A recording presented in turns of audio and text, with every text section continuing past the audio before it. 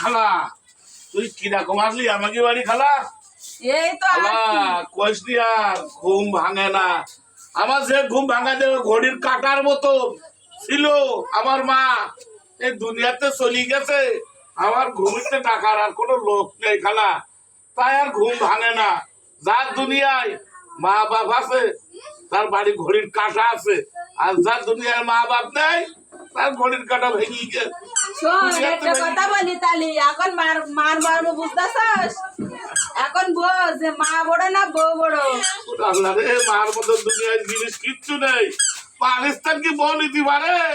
জীবনও নিতে পারে। মা যখন ছিল তখন তো বুঝিসনি, এখন দেখ তোর কি অবস্থা। ঘড়ির কাঁটা চলে গেছে, যাদের ঘড়ির কাঁটা আছে তারাই বোঝে যে ঘড়ির কাঁটা কি জিনিস।